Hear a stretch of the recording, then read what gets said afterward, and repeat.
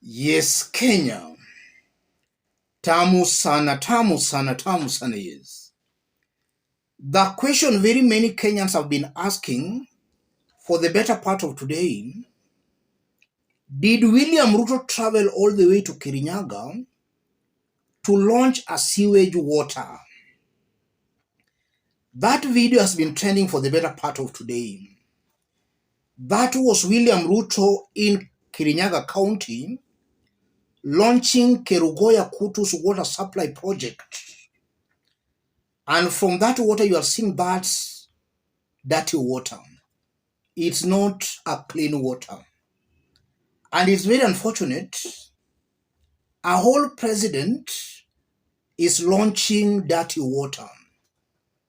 Something I know, millions of taxpayers' money has been spent on launching that. I want us to dig deep into this for Kenyans to understand what's going on behind the scenes.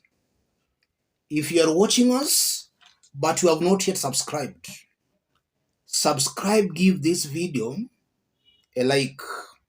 Let's proceed. Yes, let me start by saying this. Ruto and his team in government are very disparate. I've always maintained here that you just need to follow William Ruto for even 2 days and you'll just see how predictable Ruto is and is passing that trait to his foot soldiers, the leaders supporting him. They are becoming very predictable. Ruto knows for a fact he has failed to deliver.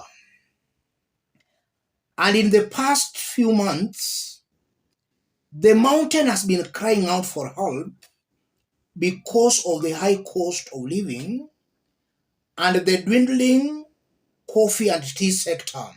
The fortunes are dwindling there. The mountain have been crying out for help. The Finance Bill 2023 sealed William Ruto's fate on the ground. Ruto is becoming a very unpopular president within a very short time. And that popularity has been cutting across the country, including in areas that voted for William Samoei Ruto. All these trips we are seeing William Ruto making, some few days ago he was at the coast. All these trips he's making, this is just a way William Ruto is trying to endear himself to the people. He knows the ground is slipping away, so he wants to endear himself back to the people. And because of that, he is going to some extreme lengths of even launching non-existent projects. Today he was on the mountain and is going to be there for 5 days. Most of the projects he launched were completed projects launched by Uhuru Kenyatta.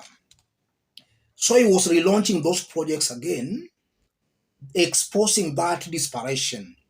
He wants to be seen as a president who is delivering. While the truth of the matter, those were projects that were launched and completed by Uhuru Kenyatta's government. Ruto's government has so far not launched any project. The only project you can say he launched today was that sewage. I don't know whether it's a sewage, water, whichever. That's the only project William Ruto launched today on the mountain.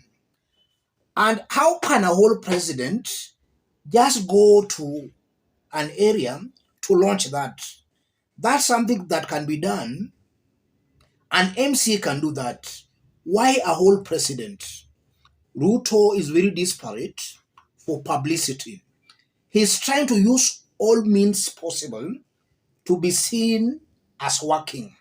While the truth of the matter, he is not working. In fact, he's misusing taxpayers' money. From some reliable sources, we are getting it that launching of that dirty water, taxpayers, about 700 million has been spent on that. Just see the magnitude of the wastage. And besides that, if you look at William Ruto's tours on the mountain, it's very clear a lot of money was spent to mobilize the locals to cheer him up and to adulate him as he lied to them. And if you look at those borders, I know millions of money was spent just to mobilize them. And even the crowd, a lot of money was spent to mobilize them. All those are taxpayers' money being misused. And this is why I still maintain, and I repeat, Kenyans should be bold and brave enough to stop all this wastage. Kenyans have got that right to protest, to demonstrate. All these are rights Kenyans are given in the Constitution.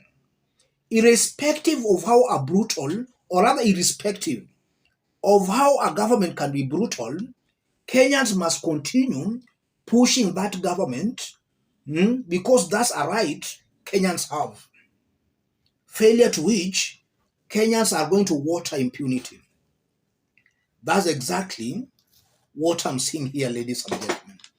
As I conclude, it's very unfortunate that a whole president can launch dirty water and Kenyans are cheering him up and clapping for him.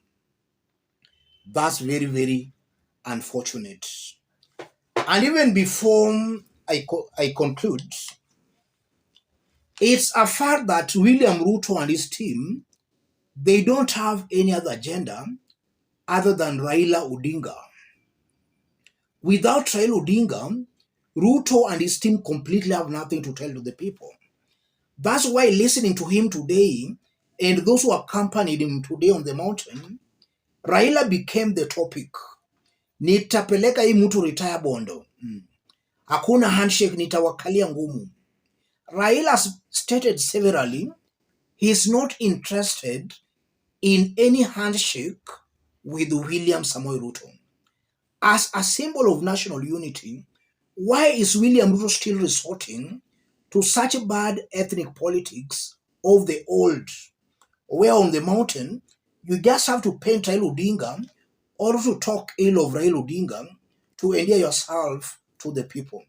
As a president, if Ruto surely believes he won the elections and he was given that mandate by the people and he won elections fairly, he should rise to the occasion to be the symbol of national unity as envisaged in the Constitution. All these dramas, so tunapeleka hii mzee bondo, Kenyans are not interested in that. Kenyans want to see development. Let me stop it there, ladies and gentlemen. If you are watching us but you have not yet subscribed, subscribe, give this video a like. And to our fans and subscribers here, I'm very much humble, very grateful for the kind of support you are giving me here. God bless you, God bless Kenya. Any other person watching us outside Kenya, drop a comment, let us know from which part of the globe you are watching us from.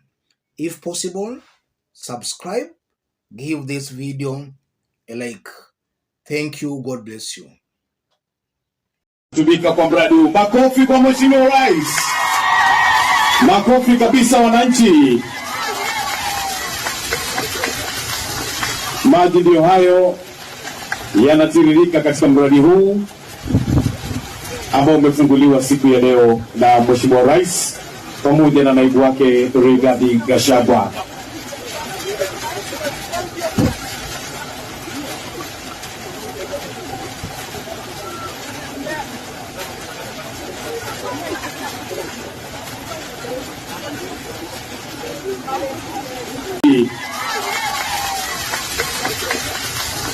Maji ndio hayo yanatiririka katika mradi huu ambao umefunguliwa siku ya leo na Mheshimiwa Rais pamoja na naibu wake Rigathi Gachagua.